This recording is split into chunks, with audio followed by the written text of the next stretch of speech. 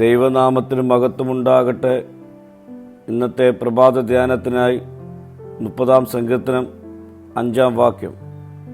അവൻ്റെ കോപം ക്ഷണനേരത്തേക്കേ ഉള്ളൂ, അവൻ്റെ പ്രസാദമോ ജീവപര്യന്തമുള്ളത്. സന്ധ്യയെങ്കിൽ കരച്ചിൽ വന്ന് രാവാർക്കും, ഉഷസ്സിലോ ആനന്ദഘോഷം വരുന്നു. ദൈവം നല്ലവനായതുകൊണ്ട് അല്പസമയത്തേക്ക് നമ്മുടെ പാപം നിമിത്തം അവൻ്റെ കോപം ജ്വലിക്കുന്നതിന് ഇടവരുമെങ്കിലും അവൻ്റെ കൃപയാൽ അവൻ നമ്മോട് ക്ഷമിക്കും. സങ്കടം കടന്നു പോകുന്ന ഒരു അതിഥി മാത്രമാണ്. അതൊരു രാത്രി സമയത്തേക്ക് നമ്മെ ബാധിച്ചു എന്ന് വരാം.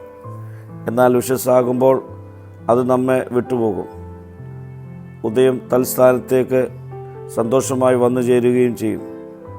രാത്രി അന്ധകാരപൂർണമാണ്, എന്നാൽ പ്രഭാതം പ്രകാശപൂരിതമാണ്. പ്രിയ സ്നേഹിതരെ, ചൂരൽ പ്രയോഗത്തിലൂടെ വേദന അനുഭവിക്കുന്ന മകനെ മനസ്സലിഞ്ഞ് തൈലം പകർന്ന് തലോടുന്ന വാത്സല്യ പിതാവിനെ പോലെയാണ് യഹോവ. അവൻ്റെ കോപം ക്ഷണനേരത്തേക്ക് മാത്രമേ ഉള്ളൂ. അത് തിരിച്ചറിഞ്ഞ് അവൻ്റെ സന്നിധിയിൽ അനുതാപത്തോടെ നാം കടന്നു വന്നാൽ അവൻ നമ്മോട് ക്ഷമിച്ച് നമ്മോട് കരുണ കാണിക്കും. പ്രാർത്ഥിക്കാം. കർത്താവേ, നിൻ്റെ ദീർഘക്ഷമയും കരുണയും തിരിച്ചറിയുവാനുള്ള കൃപ ഈ നാളിൽ എനിക്ക് നൽകണമേ. മഹത്വം നീ എടുക്കണം. യേശുവിൻ്റെ നാമത്തിൽ തന്നെ.